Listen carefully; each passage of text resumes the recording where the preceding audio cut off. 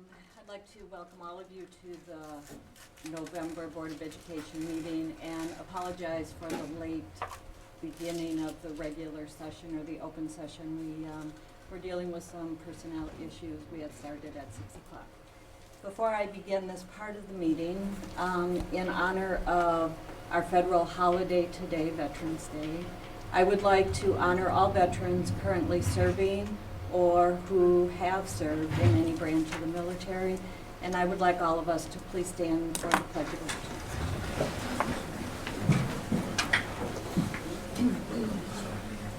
I pledge allegiance to the flag of the United States of America and to the republic for which it stands, one nation, under God, indivisible, with liberty and justice for all. Thank you.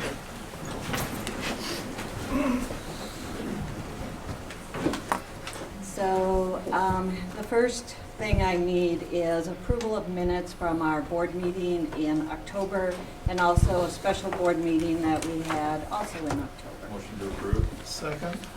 Any comments or questions on those minutes? All in favor? Aye. Aye. Next, I need approval of the agenda for this evening, and Randy, you have one addition? Yeah, only addition we have is as part of our consent agenda, we have a donation to Heritage from Waunakee Community Bank I wanted to add to the items. So with that addition, I need approval of the agenda. Approved as amended. Second. All in favor? Aye. So we're down to the public comment portion of our meeting.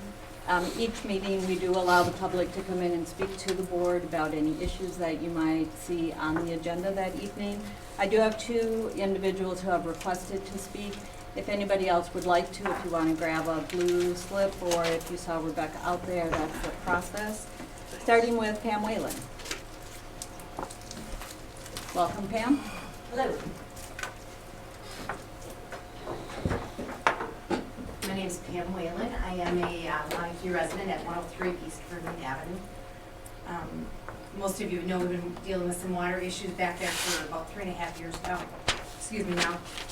And understand that we're looking at some bids to get that corrected, which we are super excited for. One thing is our pumps right now are running they're running 4 to 6 times an hour right now. So the concern is, and as we had to deal with in the past couple of winters, freezing pipes, freezing hoses. Not the pipes in our house, of course, but the hoses where the water's discharged. So we would ask that they consider possibly dewatering the area so we don't have to deal with it all winter long. It's hard to leave for work for a 10-hour day and come home and wonder what you're gonna find. Frozen pipes, backed up water, what have you. Previous years, I've had to change the hoses out, thaw them out, exchange them. Some people had the opportunity to use their basement, which I know probably wasn't the right thing to put it back into their drains. So just it's a lot of hassle. Very unsettling, a lot of stress that we really didn't need in our lives, or at least I didn't. But I think on behalf of most of the neighborhood, I think if that would be considered, and I guess we'll find out too more about what Lerner is going to do to fix the problem. And then if anybody else questions afterwards, I feel like if there's some people from the board that maybe didn't get a lot of background from what the residents are going through, or even anybody from the community, I would love to chat. Thank you. Thank you, Pam. The next person we're requesting to address us is Kristen Collins. Yes. Thank you. I just have a question that I am curious about, that hopefully you could shed some light on for me.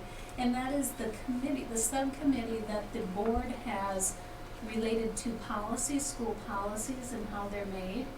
So what is that committee comprised of? Who is on that committee? And how can individuals that are not elected members of the school board become involved on that? I can answer that. So the board has a subcommittee, which is made up of 3 members. Mr. Brandt is the chair, and they meet throughout the school year. And their focus is on forwarding policy rewrites, revisions, new policy to the board. You'll see that there's one item on the agenda tonight that came through that committee. Those are open meetings. They always have a public comments section where people can interact with the committee. We've had parents and community members who've asked to address the committee on certain topics. And then it has been something that has been taken up by that committee and then brought forward to the board. Okay, so the substance of what the committee studies is just general policy, or? So the school board has policies that range everything from the operations of the board to instructional programs to interactions with the community. So that's really a big committee to it's- be involved in. It's or, a to- committee it has a breadth of work, correct? Yes. We're currently under the process of doing a full policy book review, which will take probably multiple years, but we've just started that this fall. And I'm sorry, who did you say was on that committee? So the three members are Mark, Judy, Okay, and Mike are the three members. okay, and when does that meet? We'll actually be scheduling a meeting here. We usually schedule those at our board meetings for the next month. So they're probably meeting, they'll be meeting more regularly with some of the policy reviews. So Mhm. I'm going to guess every other month from this point Okay. moving forward. Okay, all right, So, that is it, that was. so the- Kristen, do you want to be aware of when the next committee is? Yeah, if you Okay. could put me on If- an email or somehow, we could, If you can just give your contact information to Rebecca, then we can be in contact. I'm gonna actually give this back to you and you can put that Okay. on there Sure. and I'll. And if Sure. there's that'd be great. And if there's specific policy-related items that you That have a I'm concern, interested you in, can right. just send those Yeah. through me and Rebecca, and Yeah. we'll work from there. Okay, that sounds good, thank you, Mr. Gutenberg. Yep. Was there anybody else who wanted to address the board this evening? Okay, thank you. Please know that monthly we do have a item or a time when people can address the board, and feel free to do that. Moving on to our reports, starting with our students apparently are not able to be with us tonight. Usually we have students from the high school student council address us, but they must be busy studying for a test. But we have the teachers update. If you would like to come, Kyle and Ashley. Thank you. So, I missed the October board meeting, so Kyle's making me think. So in November, we have a couple of big things on our agenda. First, we have our recertification, where the entire teaching staff is able to vote as to whether or not they want the WTA to represent them at the table. And then the other big thing we have is the ratification of the salary increase. And we have that meeting on Thursday, so we'll have our members voting to ratify, hopefully that's a salary increase. And then just one other quick thing is we would like to thank the board members for coming into the buildings for the listening sessions. I was able to attend 2 different listening sessions, and I thought some really good ideas and feedback came from those. So thank you for being there and taking your time to be there and listen to the teachers and the others at the buildings. Thank you. Thank you. Thank you. If there's any board members that have attended any meetings, conventions, buildings, been around to do anything they'd like to share? No? Okay. Moving on to the spring board election. I believe this is just to make note that there are 2 seats that each year come up. My seat is up for election this year, as well as Julie Wainer. And I am going to run again. I don't know if Julie is. And I am not. And Julie is not. So we just want public aware of that, and more information, I think, will be shared on that. So Rebecca, I know that there's a point where candidacy paperwork is available. I think December December. 1st. December 1st. Right. And that goes through the first week, I think, like January 5th, 7th. Seventh this year, just because of the way it falls, Yeah. the first. So we'll get Tuesday. all that information out. Mhm. Tim, we can share that with you. All right. Committee reports, starting with Budget Committee. Mark and Steve? Okay. First part of the committee, we looked at the Fund 10 adjustments for finalization, and rather than going through all of them, probably a couple key highlights was the crossover cost on the middle school boiler, which impacted the current budget, transportation increase, and athletic, special ed, and regular education. Additionally, we did make the recommendation for the tax levy, which we voted on at the special meeting a week ago.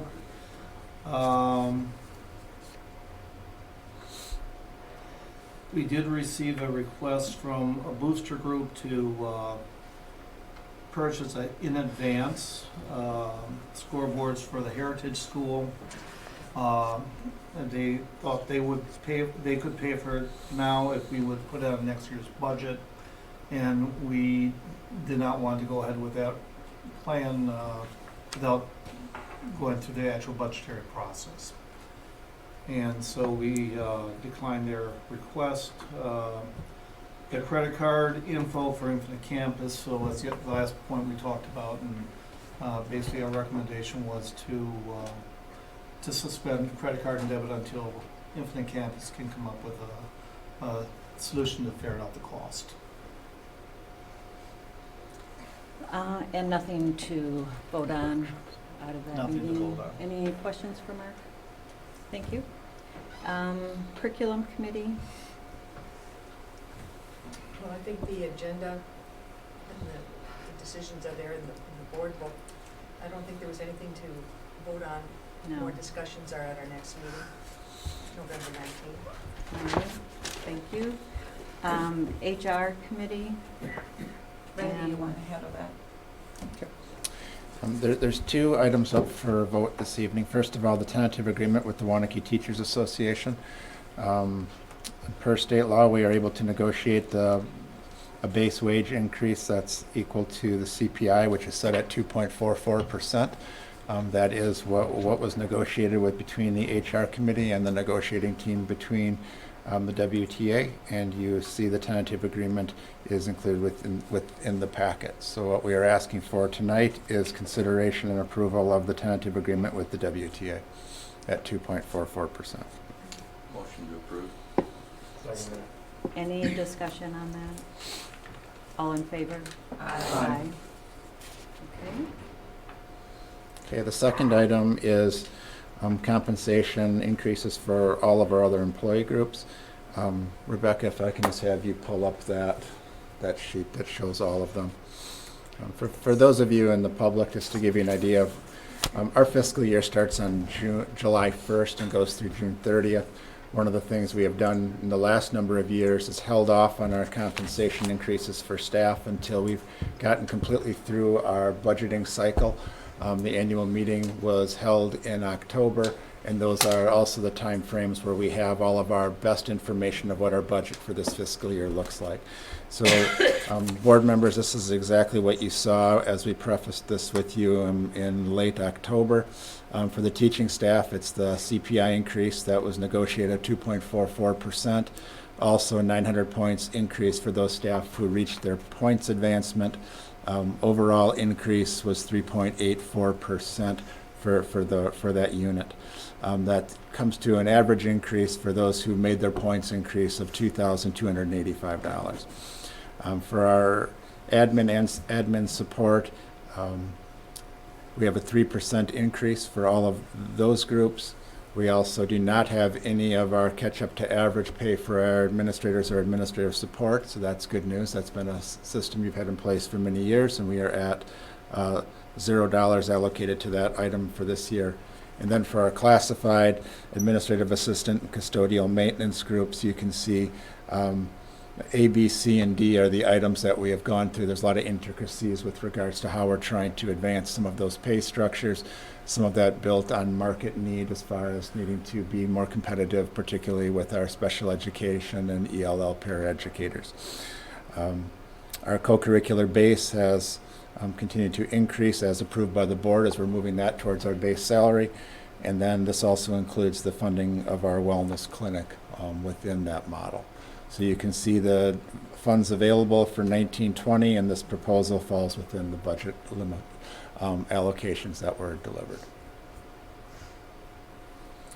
So the board had an opportunity to review this last week when we had our special meeting. So we have had some discussion on this.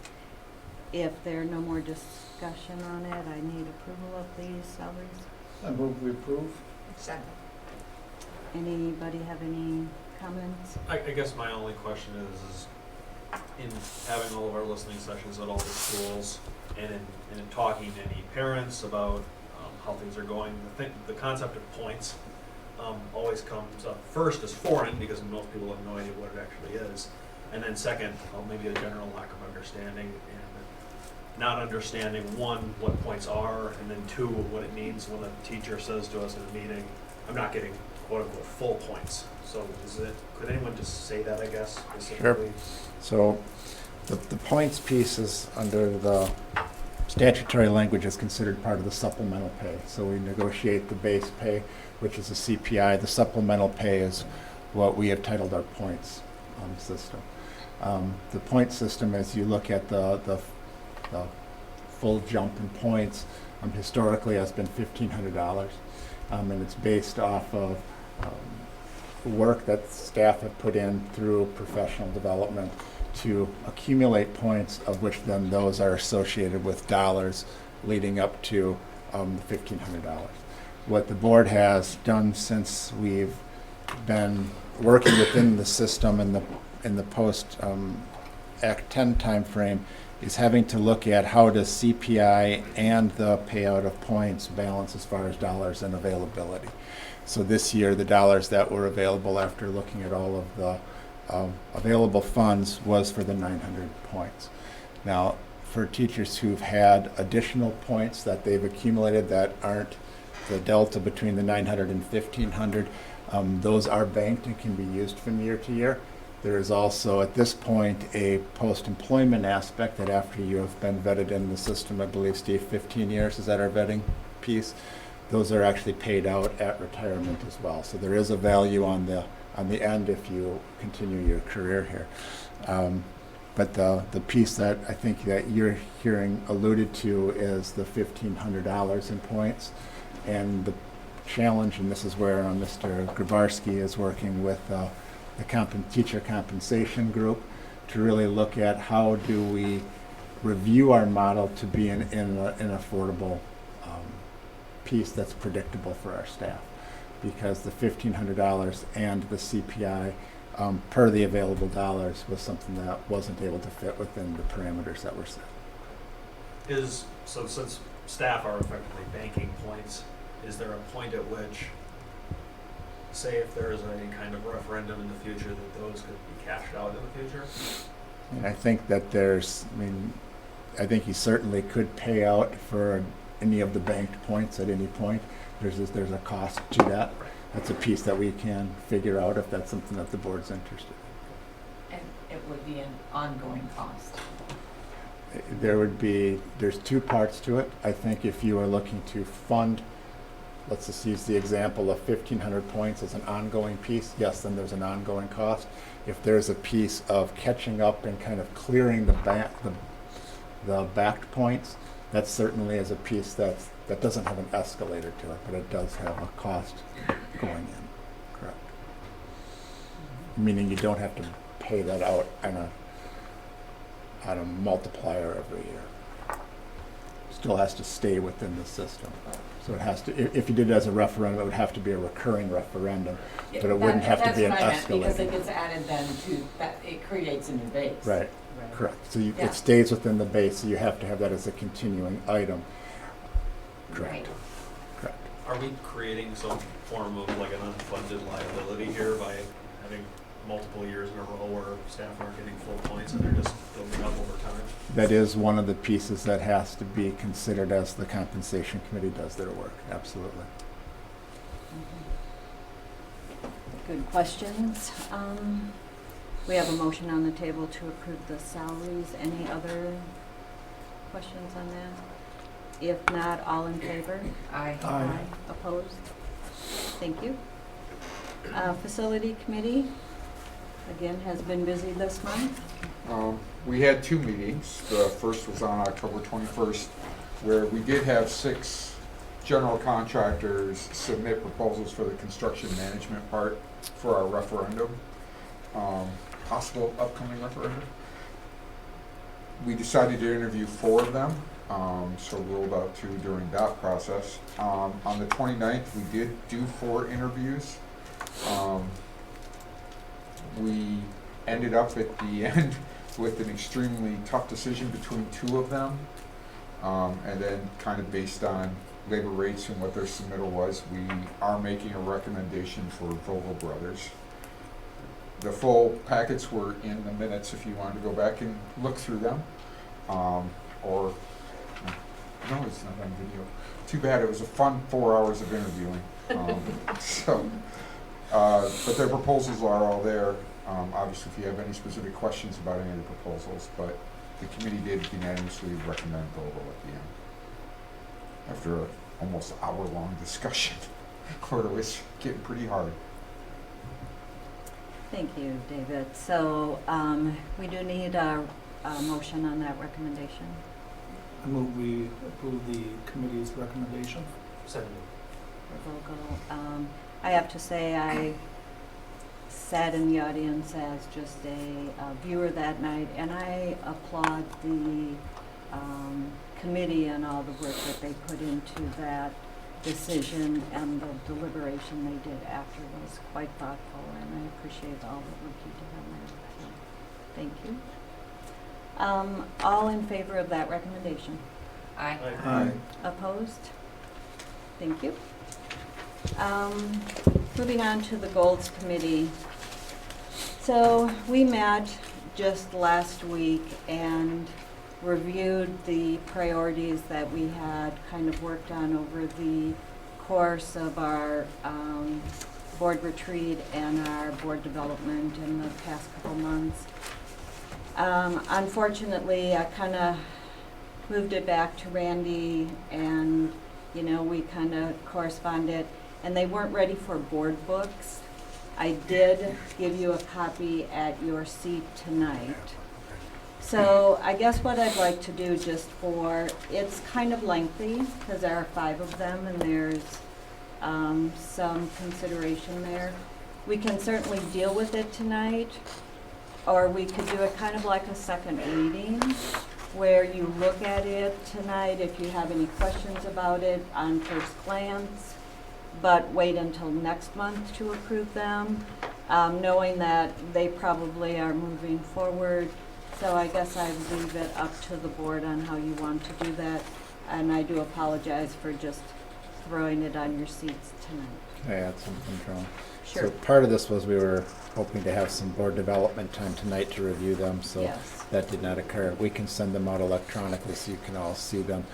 Just for folks in the audience, really what we're talking about. We have 5 different objectives here. One is dealing with really growth planning and a potential referendum and what all the different componentries that would need to be accomplished with that. A second one is looking at connections with our staff in the buildings and having a stronger connection between the board and what is occurring within our schools. A third one is looking at strategic planning with regards to budget connection, as far as what are our needs, how does that line up with our budget and our vision for where the district is going. We're proposing some work to help facilitate that in a transparent and a collaborative manner. Also looking at our full policy review, as was brought up earlier during the public comments. That's a large body of work we've been meaning to do for a number of years, and we are taking that on starting this year. And then the 5th part is looking at our employee compensation and benefits. And certainly there's some work going on with our teachers unit and our other classified and other staff, and Mr. Grabarski's leading some of that work. So what you see are really, these are the items that came out of the board retreat that started this summer. We kind of had flushed them out and we had looked at them this fall, and then we had put some performance indicators to each of them and dropped them into the rubric format that we've used the last couple of years.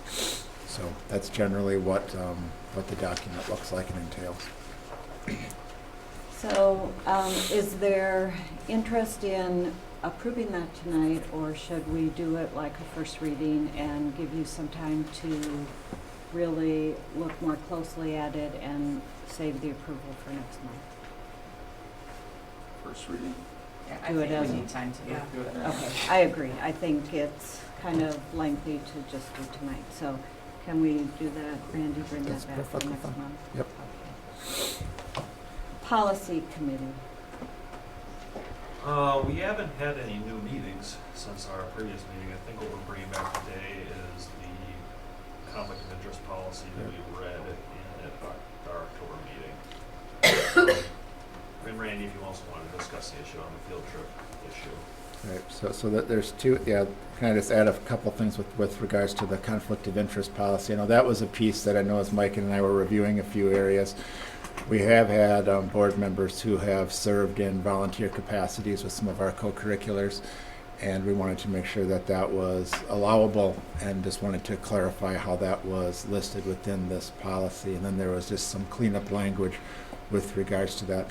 There was a concern brought forward with regards to, does this policy in any way prohibit us with working with any other local businesses or relationships?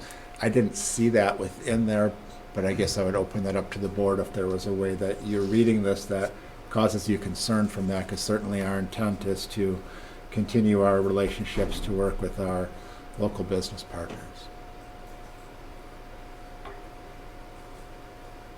And then with regards to the field trip one, that one I did not bring back for the second reading, even though we did the first reading. There's a few pieces I want to follow up on before that comes back, and I believe the committee wasn't recommending a change in the practice till next fall, so we have some time to really deal with that. You're asking for So, a yeah, motion on this one. we are looking at a motion for the conflict of interest one. Move approval of the second reading of policy 165.1. Second. Any other discussion on that? I'd like to, I can't remember if I brought this up last time. Number 11, where it says neither a board member nor their employer, entity, or organization shall bid on any contracts for the district unless the board member makes a public disclosure prior to the district's request for the proposal. As an employee, you may not know your employer is going to bid on a proposal. It just bothers me a little bit in that order that you could get caught with absolutely no knowledge that your employer was even going to bid. Obviously, for myself being an electrician, I work for an electrical contractor. Who knows, next year I might work for a different one, and they decide to bid on some maintenance project here that I had no idea they were even bidding on because I'm working in some other part of the state, and suddenly I'm in conflict. Would it make more sense, rather than prior to the district's request for the proposal or bid, it should be prior to the district acting on the proposal or bid? Because then that way at least we would know who bid on it. If you have an employer, Right, you would at least know to say and then something. you- And then you should abstain. right. Right, right. That I seems- think that's fair. Yep. Does that work with you, Mike? And Yeah, you that's- you put some of that language there. So I guess I make a motion to amend Yep. to prior to the district's acting upon the proposal / bid. Oh, you always test me on Now you these. need a second for the Now I need a amendment. second for the amendment. Proposed amendment. So now we need to vote on the amendment. So we have a first and a second on David's amendment, so any discussion on that? Well All- stated, I agree. All in favor of the amendment? Aye. And now we have to go back to the original As amended. as amended. And we have a first and a second on that. Any discussion? All in favor of the 165.1 policy? Aye. Aye. Opposed? Thank you. And I think we are done with committees. So Yes. moving on to administrative reports, the strategic planning. Yeah, what I wanted to do tonight was, if Rebecca, if you can pull up my diagram. This is the extent of my graphic design abilities, so bear with me. Cans and. You got it, there you go. Triangles. What I wanted to do tonight, there was a couple approaches that we could have taken to tonight. We could have gone back through some of the PowerPoints and presentations that Mark Roffers has done. We could have had our partners with Epstein Yoon and now Vogel be here. But I thought, tonight is really, let's just set the stage of really where we sit.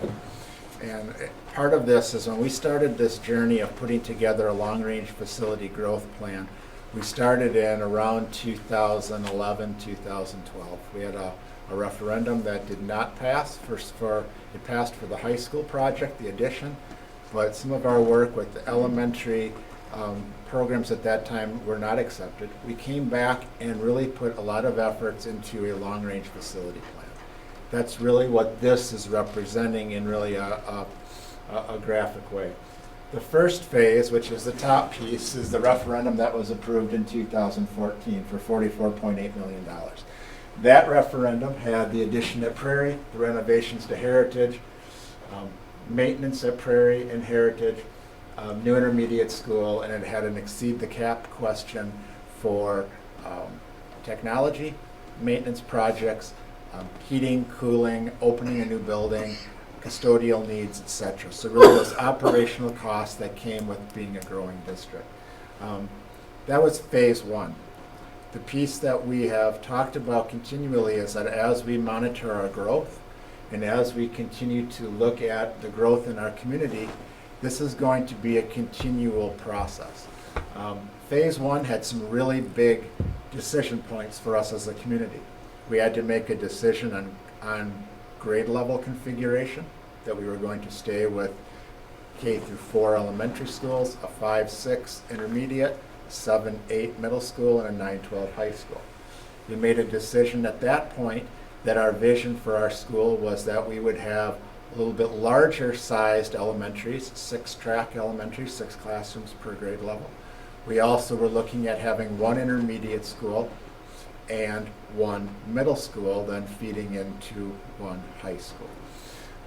So those were some big pieces that then allowed for us to start to put out a longer range plan for facilities. We're now at the point where we hired tonight, we had approved Vogel Brothers as our construction manager. At a previous meeting, we approved EUA as our architect. So now we start to put together our team members to really vet out what are all the different pieces that would be part of a next iteration or next referendum. And for case of our discussions tonight, I've put the fall of 2020, the referendum amount to all be determined. The piece that I wanted the board to really start to get your head around is starting to see what are the different buckets of work that we have to start to think about. We started the heritage renovations up here, but we knew at that point we needed to come back and complete some of the renovation work at Heritage. So you can see renovations of Heritage Part 2. I think a question that we're going to be wanting to vet out with the board and the community is, do we look solely at renovations, or do you look at some configuration of a new addition to that facility? Given the age, the number of times it's been added onto, and looking at our architects and bringing our CM on board, we want to do some vetting out of what our best options are community-wise. So looking at the renovations, and really a decision point is, how are we going to structure those?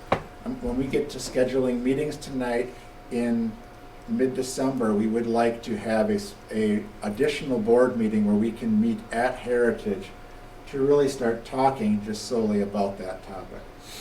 A second piece of this phase would be a new middle school. Our middle school would be sited out by, right next to the intermediate school. That's how that site was master planned when we built the intermediate school in 2014. The next piece, once you build a new middle school, is you also integrate the current middle school with the high school. That is a piece our high school administration has had. They went on a field trip this last couple weeks ago to Waunakee, who runs a 2-campus high school, to just start to get ideas as far as what does a vision look like when you have 2 buildings and you're operating them under one system. Are they connected? What programs go where? And what are some different options that we have for other programs within our district? A decision point here is just like we did heritage in 2 phases. Do we look at this piece as also a part that may have 2 phases to it as well? And that'll be a point we'll want to have some consideration on. District-wide maintenance. Our facility committee has done a great job really leading us forward with a long-range facility plan. We have a 20-year facility plan that includes all of our systems within our district. And one of the pieces that we know is that trying to keep up with that plan in the manner that we would like to is not possible with our current operating budget. So we are going to be looking at how can we look at the referendum to help to move us forward in that plan and also move us to a more sustainable place. There's some pieces out here at Bethel Circle, not adding on to Bethel Circle, but certainly behind a few of our walls here, we have space where we can add some more offices. So we want to have a conversation about how we can just create some more office space out here. A piece that also will precipitate us having some conversations is, are there any programmatic pieces that we want to move? And I use the example of the wellness clinic because right now that's in a rental facility. So that's in the Arboretum Industrial Park. We have a rental cost for that clinic. If we choose, for example, to bring that in-house into one of our existing buildings, it then has the effect of moving some of our other programs around. So if we were to, for example, bring it to the lower level of the TLC, where we have food service in our transition program, we need to find a new home. So there's a conversation about how do different programmatic moves and what are some of the multiple options that are available to us there. And then the last part here is really looking at, again, and exceeding the cap question. And this is one, again, to look at as you add more space, you have more costs. It's also looking at truly some of our maintenance pieces and what are some things we can do sustainability-wise. And it's also taking a look at different aspects of our district that we're trying to move forward from an instructional standpoint and a support standpoint and from a growth aspect. How do we want to potentially cite the dollars for exceeding the caps that can really meet multiple needs that we have? But these are really the different 7 areas that, from our estimation, we need to put some focus to. We have our partners with EUA and Vogel are going to be diving very quickly into all the things that deal with bricks and mortar. But there certainly are pieces that our facility committee needs to start to look at with regards to our maintenance plan. And then also just bringing up to speed, what are some of our options as we look at programmatic moves. And one of our goals that we just talked about a few minutes ago was with regards to connecting some of our strategic planning work to our budget priorities and our vision. And I think that's a really important aspect as we start to look at how we connect some of these diamonds across the top here. As I shared this diagram with our partners at EUA, they reminded me we also need to show kind of the long-range piece. And that is that this plan does include what we did in 2014. It does include the needs as we've articulated them here in potentially phase 2. But it also has additional phases as we grow. And for that purpose, I just put a new elementary school and a to be determined. Right now, given our enrollment projections and where we're sitting, that's sometime post 2025. Something we have to continue to watch as our community grows. But you can see this is a multi-phased approach to really addressing our facility planning. But our immediate needs that I see in front of us really fall on this line right here. So as we start to look at the budget committee, the facilities committee, our curriculum committee, and some of our work that we need to do around the full board table, and some of those are going to require some additional meetings. That's the body of work in order to determine what a potential 2020 referendum looks like. Next month at the December board meeting, EUA is going to be here. They've been working with Steve and John and I, particularly with looking at backwards mapping. What does this body of work look like from when do we have to have certain decision points? And if we are looking at that as having a resolution that actually outlines what a fall of 2020 referendum would be, that's going to come next summer. So we have to have decision points all the way along this spring in areas where we start to narrow down our options and make some decisions. So tonight is really just not to be a decision-making piece. It's really just to show you the picture of really what's on the table, and then for us to start to structure our work so that we can meet the timelines that we need. With Vogel being brought on board tonight, we have some catch up with them to do, certainly with regards to the plans that we already have in place, and then getting their perspective and their eyes on some of the work. So once we have them on board, these pieces will start to move faster with regards to bringing some of the vetted out facility options forward. So tonight's just really information. Thank you, Randy. Open it up if there are any questions, or if there's something that the board members want to explore that I don't have articulated there, or if there's something that any feedback you have would be welcome. Thank you.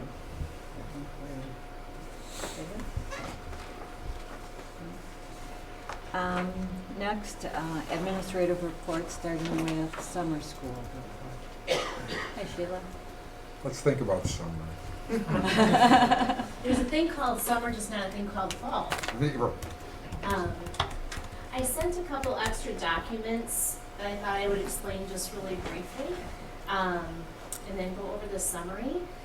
One of the pieces I sent for you is just the perspective of how big is Waunakee Summer School compared to the state. So you had one sheet that had the ranking of where we are, and by large, I mean how many FTE were we able to bring in from summer school.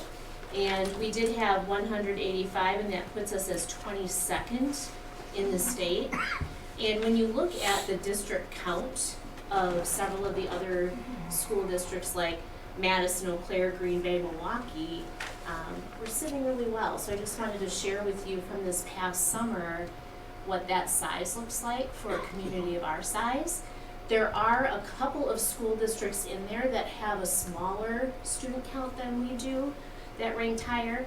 And a lot of them, when we looked into it, run full day programs, or they run a series of different weeks, so it actually adds up to more weeks than what we have.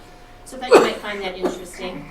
Another chart that I sent to you was really taking a look at, out of all the FTE in our enrollment, what does the state look at for efficiency? And we are 6th in the state for that. So just kind of interesting sidelight pieces for you to know.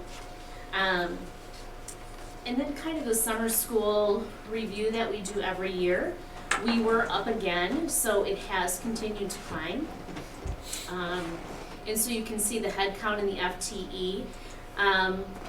If you go back, it's grown by 51.64% since 2013, so that's pretty impressive. In the overview, we offer 413 different classes or offerings, and we filled 279 staff positions for the summer, so it's a big piece. This year, our increase was a 5.87.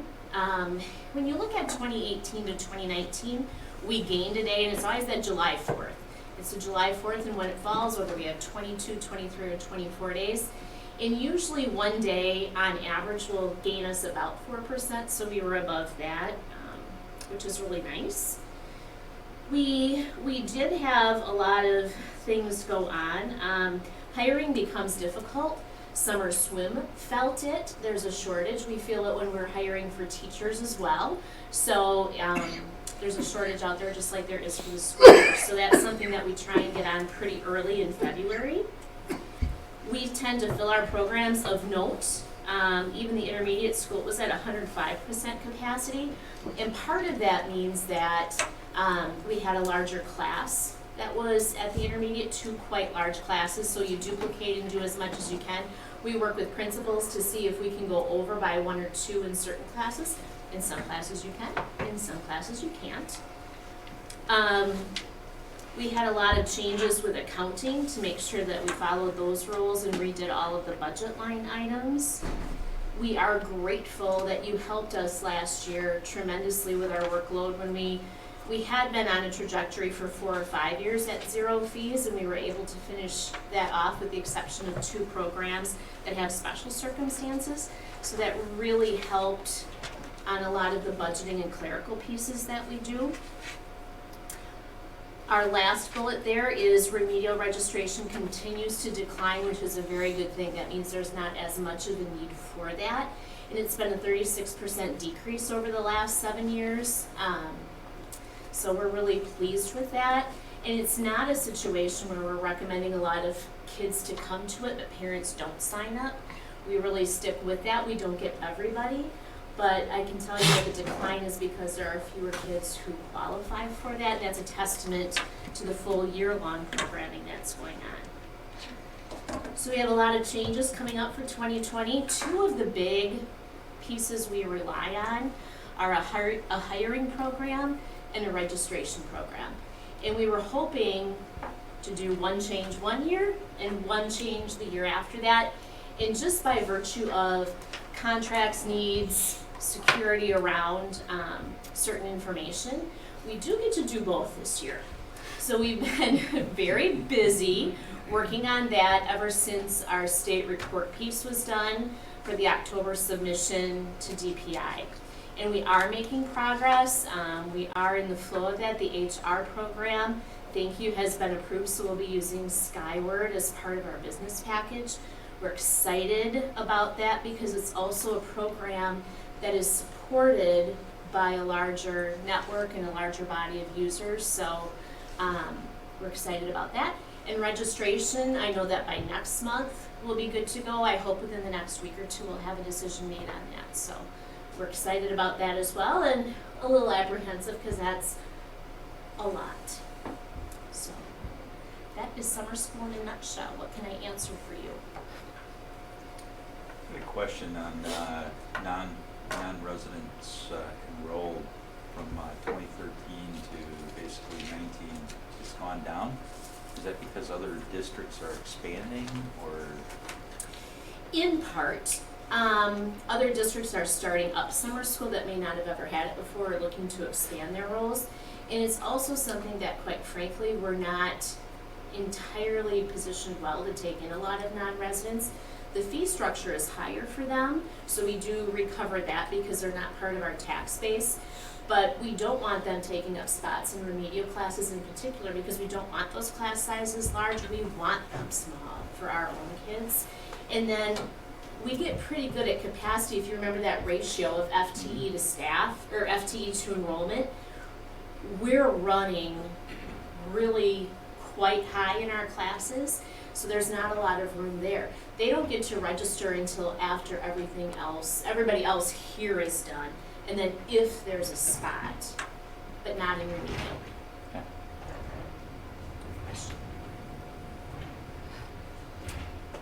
Thank you, Sheila, and we'll just think summer. We hope that works. Thank you. Thanks. The second item is the consideration of the Rettler recommendation for the water project. I'm going to ask John Kramer and Chase from Rettler to come up for a moment. But just to start with a little recap, as board members, you remember that the facility committee last reviewed this topic at the end of August. The facility committee brought forward this discussion to the September school board meeting. So at the September school board meeting, all of the board members were able to see the complete report that Rettler put together regarding the water issues at Prairie Elementary School. If you need to reference back to that, it is in your board book for the September board meeting, so just keep in mind that all of that information is available to you back from September. There was a PowerPoint that Chase had prepared that was used to review as a high-level summary of the findings, as well as the full report was prepared by Rattler. At the September school board meeting, the board members approved an additional contract with Rattler to continue forward with design and additional testing at Prairie Elementary School. Since the September board meeting, John, our facility director, has been managing this project, working with Chase at Rattler. Tonight, they're going to provide some information as to what has really happened since September, to really bring you all up to speed with the work that's gone on, and then really what information you have in front of you tonight for consideration. So I'm going to turn it over to Chase and John to kind of walk you through what they've been up to for the last couple months. Okay, thanks, Steve. So like you said, from the last meeting in September, you've approved the Rattler proposal to do further testing and design at Prairie School. Chase and I have been on site and meet frequently on the project, and Chase will provide an update as to what some of the findings were on site there at Prairie. So following the approval of our proposal, what we did is set up 2 sub-consultants to do testing on the existing biofilter that was installed. One of them was relatively simple testing, and that was having a plumbing contractor come in and televise the existing under drain in the biofilter. And what that is a small pipe in the bottom that drains water through the biofilter. And then, if you can remember the report that you reviewed, that water then goes to the east and goes out into Madison Street, right? Madison Street. When we looked into that, there were no pipe collapses anywhere. There were no obstructions anywhere. There were some locations where it was holding water, which we wouldn't like to see, or we don't like to see, because that means it's slightly lower than the elevation where the water leaves the biofilter. But we didn't see any large-scale issues with that under drain. The other testing that we did was we brought in a geotechnical engineer to do 2 types of tests on that biofilter. One of them was a hand probe, and all that is you auger through the existing biofilter and pull that material out to see what was installed. What was installed was relatively consistent with what we would have expected based on looking at the construction documents. About 3 to 4 inches of bark mulch on top of about 18 inches to 2.5 feet of engineered fill. That's the cleaning material. It's material that cleans the water as the water flows through it. And that was on top of about 12 to 6 inches of engineered sand, and that is the drainage layer that under drain goes in. So that test was relatively consistent with what we expected to see. The other test that the geotechnical engineer did on site was a infiltration test. And what that was, we tried to run 2. One of them just wasn't successful because of the amount of vegetation in the biofilter. We figured that might happen. So what we did is removed the vegetation in a small area and did an infiltration test on the in-place engineered fill. That test came back very favorable. The infiltration rates that we saw were at or above what we would have expected to see for the biofilter. So through the testing on the biofilter, really what in general we saw was it was installed relatively consistent with the construction documents, and the materials installed were performing. Following that, in discussion with John and Steve, and you guys can weigh in here as you want to, but what we thought the best route forward would be is to provide bidding documents to contractors to do phase 1 of really what we were looking at for the process, and that is constructing a berm and constructing a small amount of storm sewer to reroute water that's ending up in biofilter right now from the neighborhood to the west as well as the neighborhood to the south that wasn't necessarily designed to go there. And what that's gonna do is help minimize the amount of runoff that gets into the biofilter and help minimize those drawdown periods of water that's drawing down through the biofilter.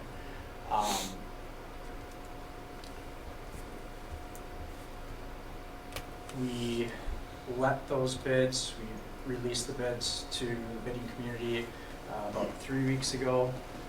Relatively shortened bid window because of obviously the time of year.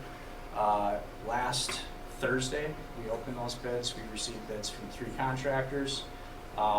Clemens Excavating out of Dane was the low bidder for that first phase of anticipated work.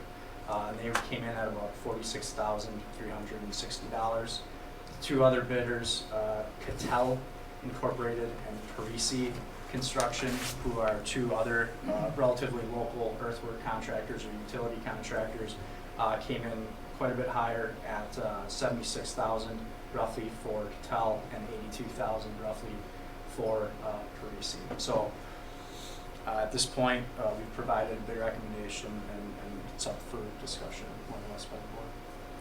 Dennis, anything? I think that pretty much squares it away. So 2 of the 3 recommendations, or at least the proposals that we looked at originally, we'd like to proceed with. One, like Chase mentioned, the berm, and the second, the culvert running from near the fence area on the south side, under the path. The culvert goes under the sidewalk. So the concern that Pam brought up, which kind of was dewatering, that's what this is about, dewatering that kind of play field up there, that green field. Is that consistent with what they're expecting is going to be done?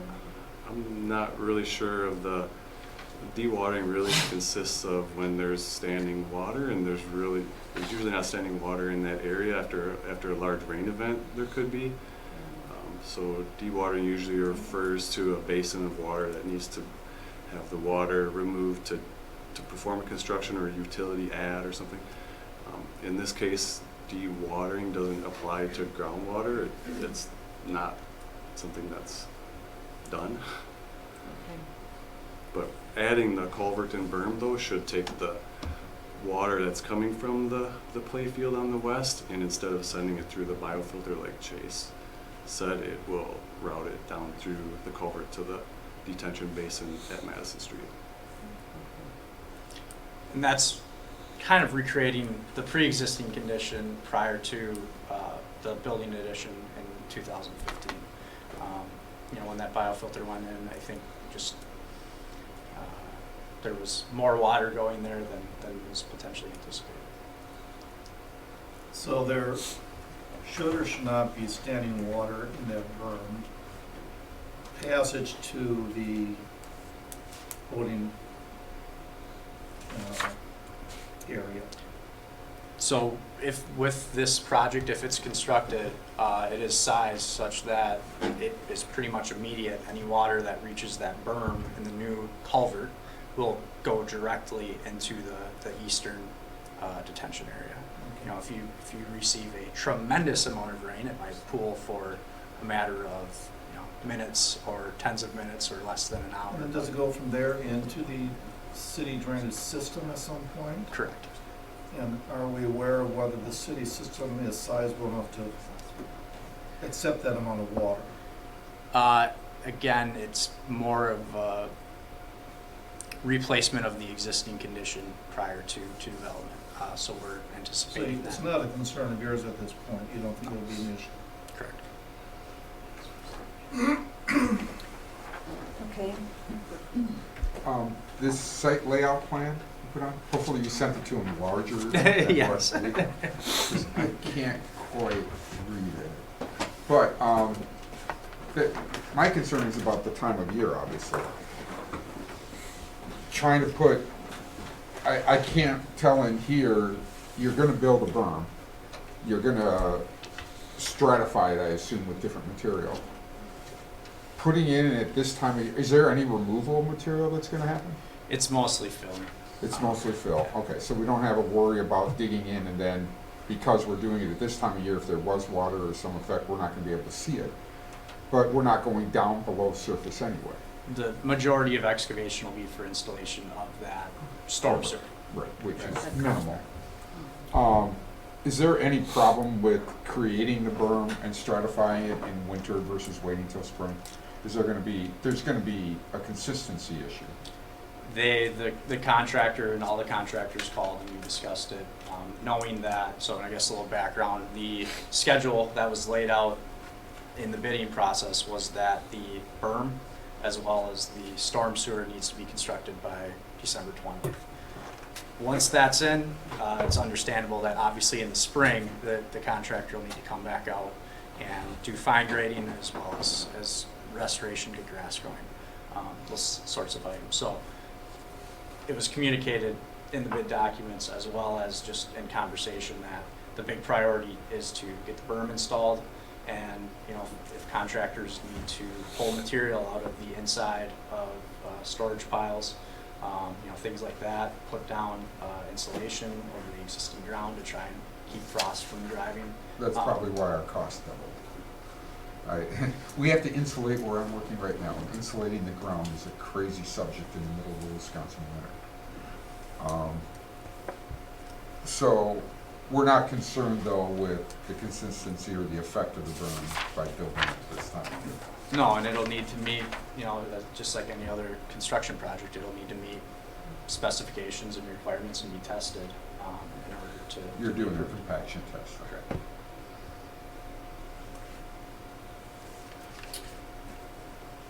Motion to approve. Do we need a motion on this? Yep. Motion to approve by Jeff. Motion to approve as recommended. Do we have a second? Second. Any other discussion? So Steve, since this was above budget, was that gonna work? So, in October, the budget committee made a recommendation, we also talked about it with the facility committee, to utilize the remaining funds in our capital projects budget from our fund balance to add into this current year's budget. That was about $119,000. At the time we made that decision, there were a couple of possibilities for all those funds might be utilized.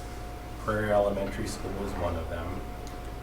John does want to talk with the facility committee about a pending issue with the pool that may have some merit to doing it this spring as opposed to a future year.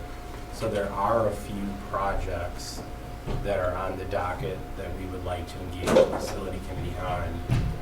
But the expectation is that if approved by the board tonight, this project cost will come out of the additional $119,000 that was already in our capital projects budget. It just wasn't necessarily slated to be spent this year, but we did go ahead and include it in our budget this year, knowing that we had the work ongoing at Prairie and a couple of other projects for consideration. So you can consider this project budgeted for as long as you know that it's coming out of that $119,000. So it's bumping something else off. We don't have projects identified for the 119 at this time, so it would be more using this portion of the 119. The committee would then need to evaluate other work at Prairie potentially in the spring, as well as the pool or other things that John wants to call to their attention. My acronym is saying that if something came up that was critical, we could always resort to Fund 41, where we have money set aside for maintenance, facilities. Absolutely. Fund 41 is available at the discretion of the board to choose to use for capital maintenance projects as well. We had a 3-year plan of building up our Fund 41. The 1920 school year is the final year of that plan, but truly at any time, the board could decide to utilize Fund 41 funds for any capital maintenance project, so that's a great point. That is absolutely available to you as a board to make that decision. Well, this is basically, just as we were talking before about the long-range facility, we have a list of maintenance stuff we can't afford right now. And the question is, you know, what maintenance project do you pick first? We can't do them all. We know there's an outstanding list of almost $2 million, I believe, is what the spreadsheet shows today. I'm a little hesitant only because this usually isn't a great time of year to be playing with the dirt. I mean, Epic basically shuts down all their dirt work this time of year. And we're paying almost double because of the time of year we're trying to do it. That hurts a little when you want to do something else. I guess my other question too is, so with the 2 additional tests, televising the drain and also the boring, is it accurate to say, as far as we know, there's nothing wrong with the biofilter as it was installed? The testing that was done is consistent with the construction documents, yeah. So I guess what I keep coming back to Well is that said. I don't know if, I don't feel like we have any evidence that the renovations at Prairie are what's caused this in the first place, nor that any of these changes are going to fix them. And that's a high price tag to, I think what I said last meeting, is try to appear to be a good neighbor. And I come back to is that we've had record rains the last 6 years, and there are some pumps running everywhere. And I guess I would just echo Dave's reluctance, if this is doubling the price tag to do it now, when we don't even know if it's gonna work whenever we do it, why are we doing it now? That's, Do you feel that the price tag is double? I mean, he said that, but I didn't hear you say that. So our opinion of costs during the initial review, the initial report was about $25,000 for this work.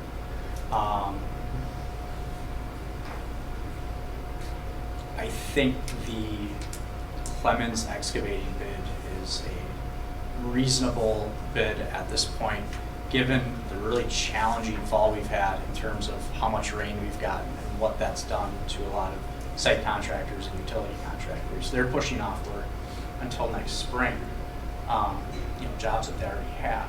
So that's where you're seeing that increase in the bid value, as well as it's been an early cold snap here. So. So if we push this off, or we say we're not gonna do it this winter, basically we're in line for projects next year. So, then this happens midsummer or something like that. Correct. And still, it might not be $25,000, it might be 30, it might be 35, based on what's happening with the weather, based on the type of spring we have. It's been very challenging to do site construction recently. Well, I guess, some of the challenges, I think the berm is probably a good thing to do, but, at the end of the day, we've got to come to an end, because we have nothing to do with groundwater. Nothing that we did affected the flow of the groundwater. We've actually made it more permeable, right? Or improved the site? Not necessarily. And again, this is related to surface water. Groundwater is, from a control standpoint, is not something that we're looking at here. Right.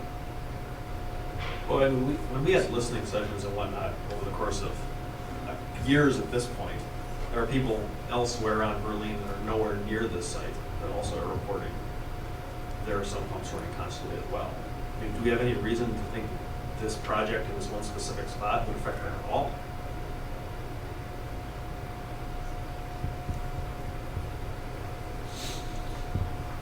I think that's your answer. I don't We think don't, there's.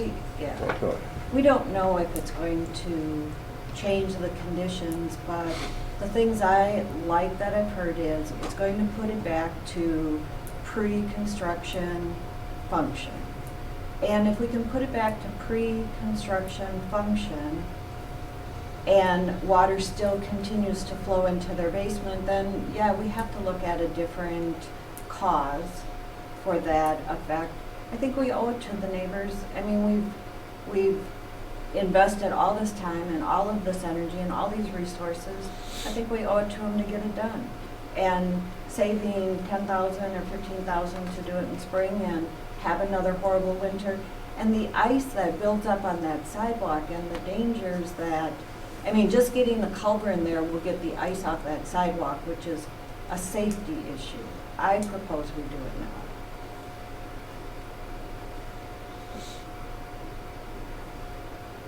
We do have a motion on the table.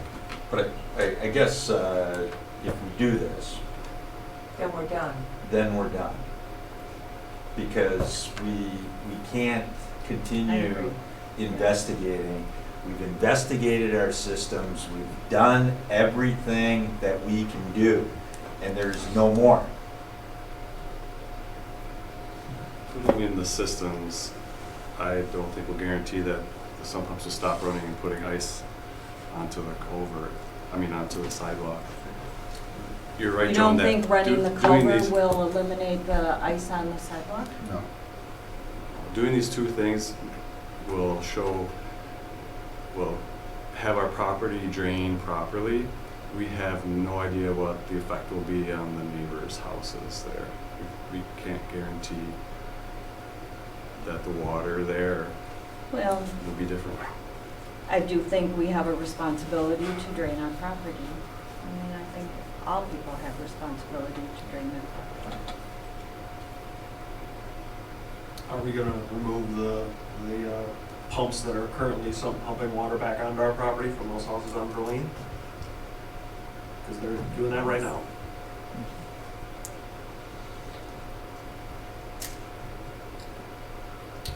So I think what we do is we put the berm in, we get those sump pumps not pumping on our property.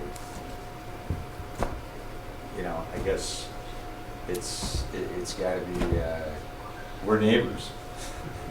And we're being accused of doing something wrong, yet there's probably outside forces that are contributing as well. There probably is, but I think doing this fix, hopefully, if we can return it to pre-construction functioning, I think we have done what we need to do, and then they have to look at outside forces. Lake Michigan is 4 feet tall, 4 Yeah, feet higher. I know. I think an important piece before you vote is, all of the designs for Prairie School went through a vetting process, through our municipalities, through the county, through all of those approvals that we've all necessarily had to do. This piece was coming really out of concerns from our neighbors, bringing to our attention what was happening in their neighborhood. And then through working with Rattler, finding out that there were some, we wanted to vet out all of the different options. We had 3 different phases that you were looking at, which you're recommending is one of the 3. And as part of that, what that drains is that area to the west that was not part of what was figured in to the capacity of the biofilter. So that was what we're trying to, and that wasn't a requirement of the last approvals, but it's a piece that as we went through this review, we viewed it would be a best practice to do. So that's what the recommendation is tonight. And I think the piece that, as we've had conversations, there's no guarantee this will change the status of what's happening with our neighbors, but it addresses us managing our water to the best capabilities that we have. Okay, so we have a motion on the table. Motion on the All in favor? Aye. Opposed? Passes. Thank you. Announcements, Randy? I don't think I have any announcements here tonight. Thank you. Thank you, guys. So we are down to consent agendas. We may do them all at once or pull anything out. Move approval of the consent agenda. Second. Any discussion? I'll. Hang on, Yep, good. I'm really hesitating. No way, you can't do it now. I think we got a motion, right? No, there's a Discuss. motion, We can But still- we but I can can always discuss. have But then we discuss. have to go through all of this, No, we don't. All right. What did you notice? You can You discuss. can. I always All want to right, hear I what have people been here notice. for 7 years. Okay. I have looked at these student applications for exchange students. Yes. Every time. I find it interesting. Why does a kid want to come here? I don't think I've ever seen a weaker one than this one. Is there any, Vetting. I don't know. The Yeah. high school reviews it with the high school administration and counselors review those, and then they also look at the agency with whom they're working with, which also does their own vetting. So they try to make sure that it's a reputable organization that we're working with, and hence the recommendation going forward. Have we ever said no to one at any point?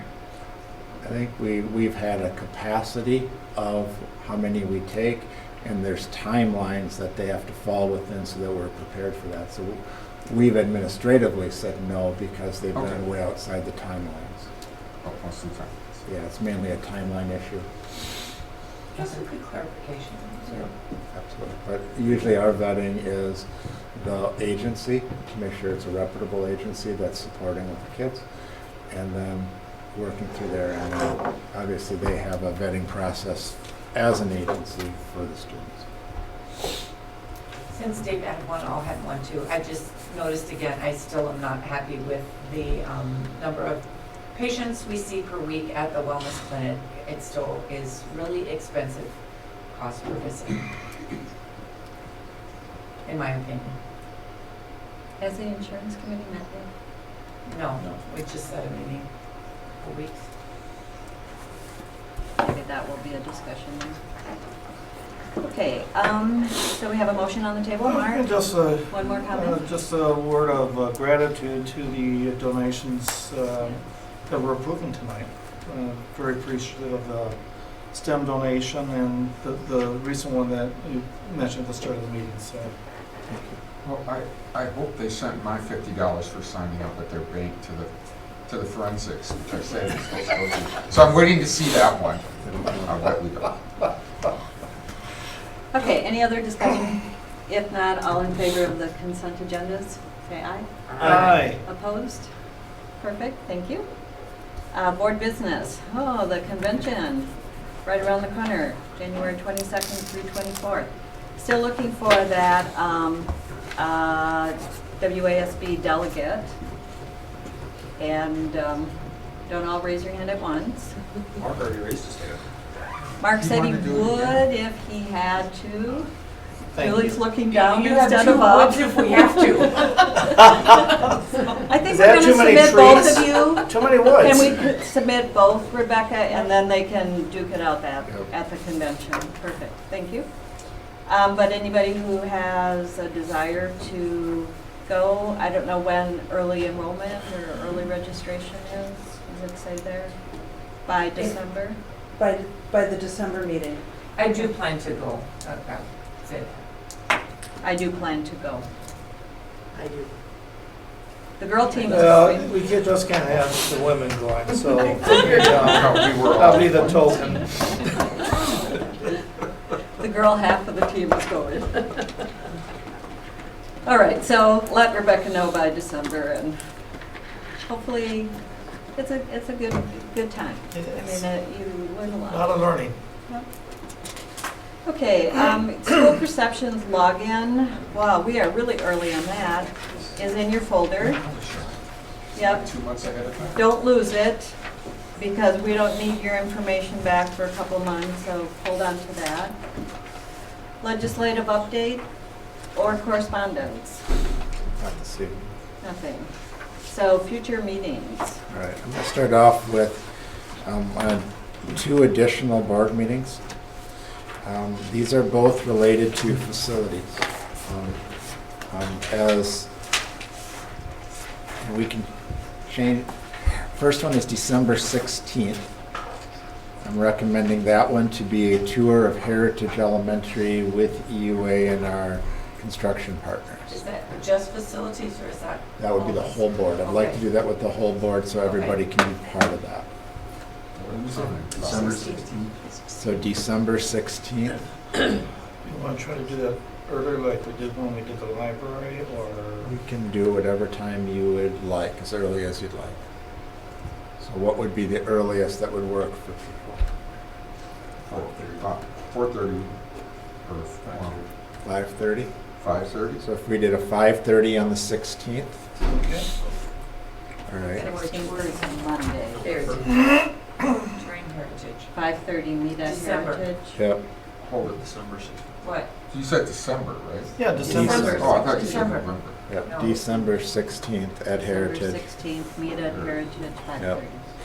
All right, and then additionally, EUA would like to do another board tour workshop of the existing middle school on January 6th. Would that work?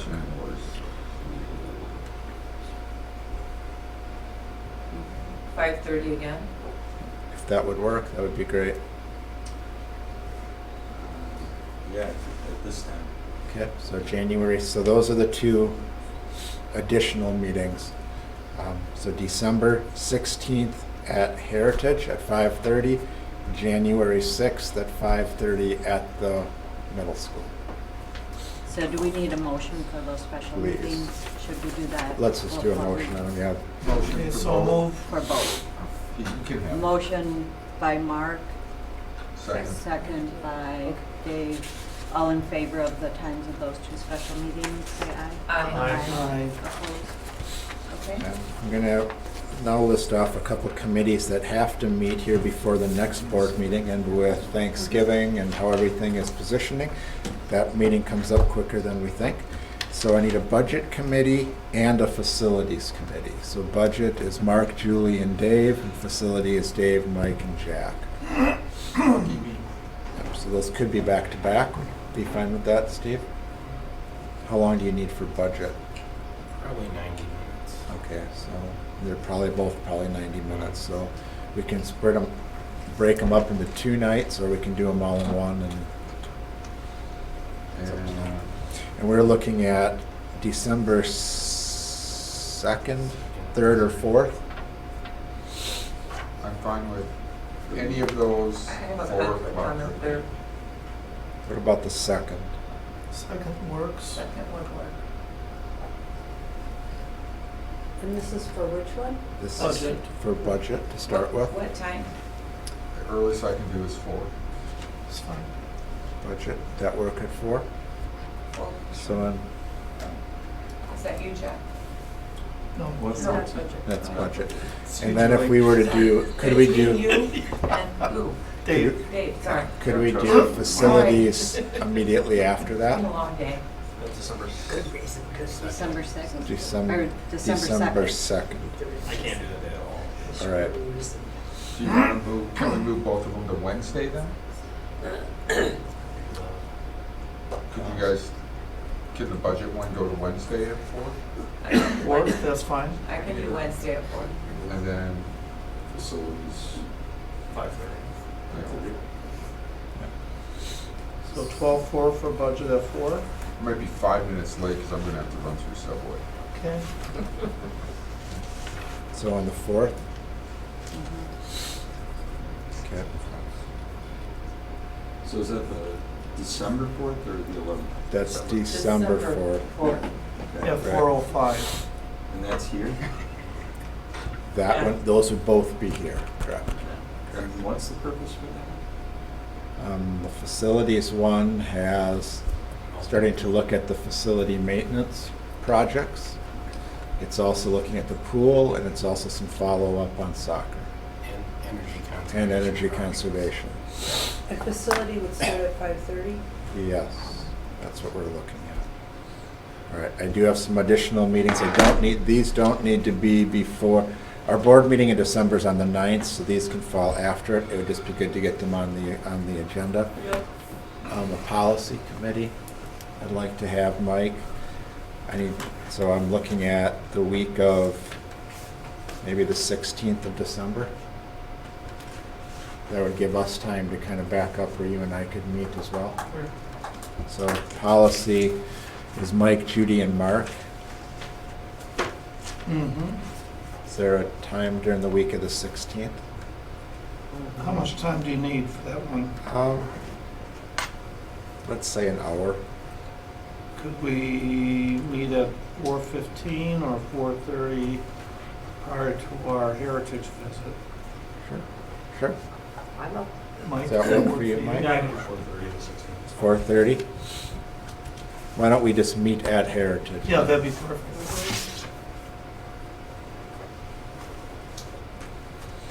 Okay, and then a co-curricular committee meeting. So co-curriculars, Jack, Dave, and Judy. And I think my dates, I am just on the right committees, I never get moved. That worked out. Funny how that works. does December 3rd work? December 3rd? Yep. Yes. So this is co-curriculars, Jack, Dave, and Judy. Yeah, that would work. That would work? Would that work for you, Dave? Anything forward or later? Okay. What time, Jack, works for you? 5:30. 5:30? Yeah. All right. Or So on December 3rd, we'll do co-curriculars at 5:30. That'll be here. Mhm. And we do have curriculum this Coming up, next week. Tuesday? very special board meeting. 19th. You got them all? Oh, but we have curriculum committee. Yeah, you have two of them. Is it special Curriculum meeting? committee next, Curriculum. On Tuesday the 19th, and the full board meeting on the 8th. Yeah, we the have full, On yeah. the Yeah, 18th at curriculum, 4:30, yeah. we And then have the committees. curricular Curriculum presentations, and then on Tuesday, the 19th, we have. Where's that, is that at Heritage? At the middle school, I have written down. On the No, 18th? Yes, it's at middle school. You're starting at 3:30? 4:30. 4:30. Oh, wow. Rebecca, That's all I 18th is at the middle school? Yes. Thank you. okay, I think we all have enough meetings. Anybody have- Madam President, I'd like to. Are we ready? adjourn. Motion to adjourn. Motion to adjourn, second, all in favor? Aye. No discussion. Thank you. The Thank you all. curriculum meeting is at middle school. Middle school. And the committee's here. The curriculum committee meeting is here. Oh. Jack, will you give this to Wait. Rebecca for me? Sure. Sorry. Will you notify them?